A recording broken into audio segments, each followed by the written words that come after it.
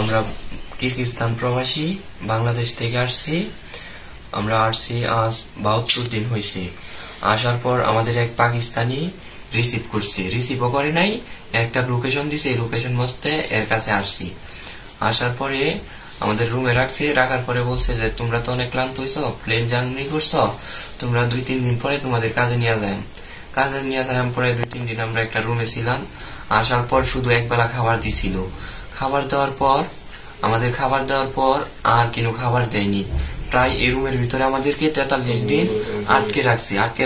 রাখার কারণ হচ্ছে আমাদের হাত থেকে পাসপোর্ট কাইরা নিছে, এবং যেই মাত্র আমরা আসলাম, আসার সাথে সাথে আমাদের কাছ থেকে আমরা 4 জন হচ্ছে একটি এজেন্সি থেকে আইছি, আর অন্যরা যারা এরা হচ্ছে অন্য একটা এজেন্সির কাছ থেকে আইছি।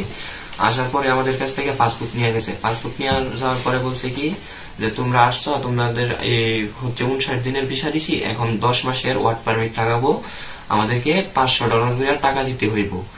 বললাম যে $500 কিসের জন্য আমরা দিব? আমরা তো বাংলাদেশ থেকে এজেন্সির সাথে সব টাকা পয়সা চুক্তিপত্র করে আসছি। আমাদের কাছ থেকে বাংলাদেশ এজেন্সি 5 লাখ টাকা নিছে, 5 লাখ টাকা নিছে, এখন আমরা আবার কিসের টাকা দিব? বলতেছে তোমাদের আবার $500 করে দিতে হইব, না দিলে তোমাদের ওয়ার্ক পারমিট হইব না। তো এখন আমরা ভাবলাম যে 5 লাখ টাকা দিয়ে এখানে আসলাম, এখন যদি আমরা $500 জন্য আমাদের দেশে বেগ জায়গায় চলে যাইতে হয়, তাও কি করব? আগে তো 5 লাখ টাকা দিয়ে আইছি, বাবার জমি বিক্রি করে আইছি, মার গয়না টয়না বন্ধক দিয়ে আসছি, এবং ব্যাংক লোন নিয়ে আইছি, কিস্তি করছি, অনেক ক্ষতিগ্রস্ত হইরা আমরা দুর্বল, বাংলাদেশে চলাফেরা করতে পারি না, বাবা মারে খাওয়াইতে পারি না, এই কারণে আমরা প্রবাসে আসছি। বাবা মার কাছে কিছু টাকা পাঠাইবো, বাবা মা সুখে শান্তিতে দিন কাটাইবো, এই কারণে আমরা প্রবাসে আসছি। আসার পর আমাদের 43 দিন একটা রুমে রাখছে। রাখার পর আমাদের কোনো কাজ দেয় না, যে বলে 2 দিন পরে 3 দিন পরে, এবং কাজ তো দূরের কথা, আমাদের কোনো খাবারই দেয় না। আমরা যেই মাত্র খাবার যাইতে যাই তো আমাদের ধরে মাছ দূর করে যে কোনো খাবার নাই, তোরা খাবার পাইবে না। আমরা বললাম কেন? আমরা কোম্পানিতে আনছস, আমাদের বলছস কাজ দিবে, খাবার তোরা দিবি, আর $500 স্যালারি দিবি। তা আমাদের খাবার দিয়ে কাজ না হয় আরো 2-4 দিন পরে দিয়ে কাজ দেয় না। যাও 43 দিন পরে আমাদের কাজে দিছে এক ইটের বাগার মধ্যে একটা ব্লক বানাতে, ওজন হচ্ছে গিয়া 25 কেজি 30 কেজি ওজন। ওমা, ওইখানে আমরা 5 দিন কাজ করলাম, যেই মাত্র স্যালারি চাইলাম, এই মাত্র আমাদের তোদের কিসের স্যালারি? তোদের যে পাকিস্তানি দিছে ওই আমাদের কাছ থেকে স্যালারি নিয়ে গেছে, অগ্রিম 1 মাসের করে স্যালারি নিয়ে গেছে। পরে বললাম আমাদের কাছ থেকে কেড়ে স্যালারি নিয়ে যাইবো, আমরা কাজ করি। আমাদের বলছে এখানে 8 ঘন্টা ডিউটি, তাও আমরা এই ইটের বাটায় অত পরিশ্রম, আমরা একটা সিমেন্টের বস্তা আলগাইতে পারি না, প্রায় 60 কেজি ওজন। এরপরে ব্লক এটা 30 কেজি ওজন, 16 ঘন্টায় পরিশ্রম করা কি আমাদের পক্ষে সম্ভব? আমাদের বলছে 8 ঘন্টা ডিউটি, আমাদের কারওয়াশের কাজ করে আনছে। এরপরে কারওয়াশের কাজ তো দেয়ই নেই, আমাদের ইটের বাটাই দিছে, তাও যে তো লেনগ্রস্ত হয়ে আইলাম, দিলাম। দেওয়ার পরে 5 দিন কাজ করলাম। 5 দিন কাজ করার পরে এখান থেকে আমাদের বেগ নিয়ে আইছি। বেগ নেওয়ার পরে আবার এয়ার হোস্টেল আনছে, আইন না আমাদের যে ব্যাপারে এইভাবে মাইর দূর করছে এবং দড়ি দিয়া বাঁধছে, বাঁধতে আবার পাসপোর্ট নিয়ে গেছে। পাসপোর্ট নিয়ে যাওয়ার পরে বাংলাদেশ যে এজেন্সি আনছি, এই এজেন্সি কি করছে যে তোমাদের তো আমি কেউ কাজ কাম দিতে পারুম না, এটা সরাসরি বলে নাই, আমাদের গার্জেনকে অফিসে নিয়ে তারপরে বলতেছে যে এরা ওইখানে ভালোই আছে, খাবার দাবার আছে, ওদেরকে এখানে কিন্তু কাজকর্ম আমরা দিতে পারুম না, ওদেরকে বাংলাদেশ বেগ নিয়ে আয় পড়ি। পরে বললো বাংলাদেশ বেগ কেন নিয়ে যাবেন, আপনারা যে কাজ বলছেন এই কাজ দেন।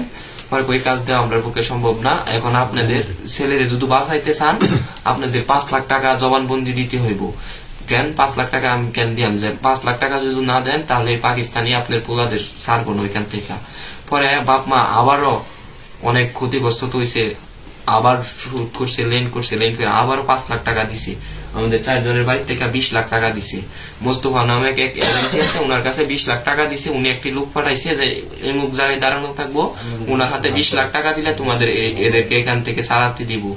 পরে আমরা 4 জনের 20 লাখ টাকা দিল।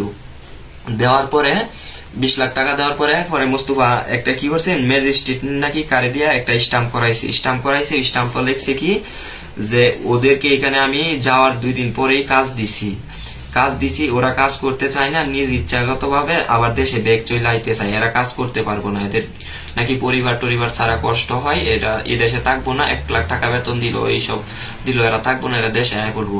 এইসব ভুয়া কথা হচ্ছে আমাদের কাছ থেকে আটক কইরা জবানবন্দি, পাসপোর্ট আটক কইরা নিয়ে তারপর আমাদের কাছ থেকে এইসব জবানবন্দি নিয়ে আমাদের গার্জেনের সিগনেচার নিছে। সিগনেচার নেওয়ার পরে যেই মাত্র আমরা 5 লাখ টাকা দিলাম, এই মাত্র আবারও মাইর দৌড় করা শুরু করছে। পরে কি করাম, মাইর দৌড় করছে, আমরা আবার ও পাসপোর্ট তো ওর কাছে, ওর কাছ থেকে আমরা এইভাবে পাসপোর্ট নিয়ে পরে বললাম যে দেখ ভাই, আমরা তো পরিবারের সাথে কিন্তু যোগাযোগ করতে পারি না, তোর হাতে পায়ে ধরি আমার পাসপোর্টটা দে, আমি একটা সিম কিনুম। এই কথা কইয়া আমরা পাসপোর্ট নিছি, সবার হাতে পাসপোর্ট নিয়ে বাইরে গেছি যে সিম কিনুম।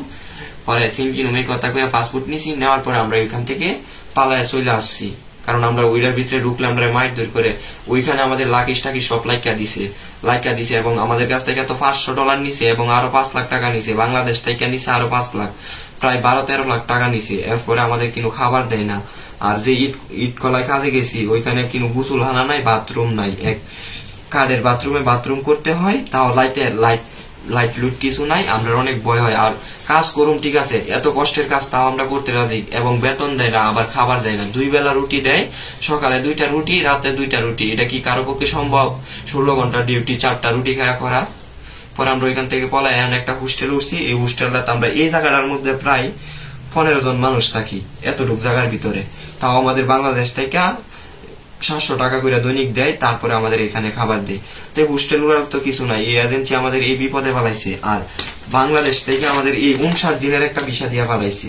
এই ভিসাটা যে ভুয়া, এটা কি বিএমইটি অফিস জানে না? আবার এই ভিসাটার উপরে কিভাবে আমাদের বিএমইটিটা দিছে, মেন পাওয়ার কার্ডটা কিভাবে দিছে, এটা কি এরা একবার যাচাই বাছাই করছে যে এই কোম্পানি কি আছে কিনা এই দেশে?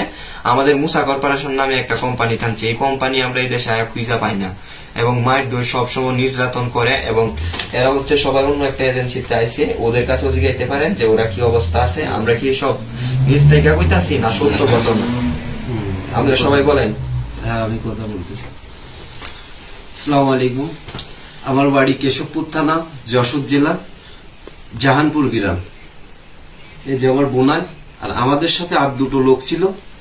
একটার বাড়ি মঙ্গলকোট, একটার বাড়ি ভাল্লুকগড়, আমাদের ইউনিয়নের ভিতরে 10 নম্বর 7 বাড়ি ইউনিয়নে ভাল্লুকগড় বাড়ি। ওটা হলো দালালের হচ্ছে যে শালা, দালাল দ্বিতীয় বিয়ে করেছে, সেই পক্ষে শালা। এখানে আইসি প্রায় তিন মাসের উপর হইব। হ্যাঁ, 3 মাসের উপর হইব। আইসি দেশ থেকে বহু প্রায় 5 লক্ষ টাকা খরচ করেছি। প্রতিটা মানুষ বিদেশ আছে তার স্বপ্ন পূরণ করার জন্য, ফ্যামিলি, বাপ মা সবকিছু ত্যাগ করে এখানে আমরা আসছি যে নিজের স্বপ্ন পূরণ করার জন্য। কিন্তু এখানে আইসা যে অবস্থা দেখলাম, এই সব কথা যদি আমরা ভিডিওতে না তুলে ধরতাম তাহলে কেউ বিশ্বাস করতো না। কিন্তু বাংলাদেশে একরকম প্রতারক চক্র আছে যারা নাকি আপনার বইলা দিব যে এখানে চকলেট ফ্যাক্টরি আছে, তারপরে আপনার টিস্যু ফ্যাক্টরি আছে, তারপরে এই আছে সে আছে। এই দেশে এই কিরগিজস্তানে কোনো কাজই নেই, কোনো ফ্যাক্টরি নেই, কোনো ইন্ডাস্ট্রি নেই, শুধু একরকম প্রতারক চক্র। খালি আপনাদের খালি এখানে আনবো, আনার পরে বলবো যে $600 লাগবো আর এখান থেকে ইউরোপে যেতে পারবেন। এই লোক দেখা প্রতিটা মানুষ, এই যে এখানে প্রায় আমরা 20-25 জন মানুষ, প্রতিটা মানুষের স্বপ্ন, হ্যাঁ বলছে $500-600 বেতন পাবো, এই স্বপ্ন এই লোক দেখায় আমাকে সবাই এখানে আনছে। এখানে আনার পরে আমরা আসছি, এই পর্যন্ত 3 মাস হয়েছে। একদিন করে কাজে যাই, 3 দিন, সর্বোচ্চ 3 দিন বা 5 দিন কাজ করায়। কাজ করার পর কি করে, নতুন আরেকটা চক্র আসে বাংলাদেশ থেকে, আমাদের বের করে দেয়া, আবার ওই লোককে ঢুকায়। আবার একটু প্রতিনিয়ত কিছুদিন চলার পর আবার ওই লোকগুলো বের করে দেয়া, আবার নতুন লোক ঢুকায়। কারণ দালালরা এখানে একটা লোক ঢুকালে 200-300-400 যার কাছে যে পারে নেয়।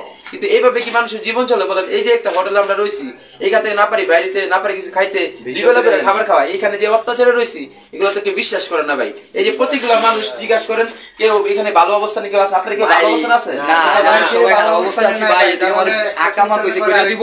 তাছাড়া আমি ফেলেন দিকে দিবে নামছি, ঠিক আছে, এয়ারপোর্ট দিবে ফেলেন দিকে নামছি, ওই সময় আমার ভিসার ডেট শেষ, ঠিক আছে। আমার যে সাসে পুলিশ, এই তো আমার অনেক কপাল বালা।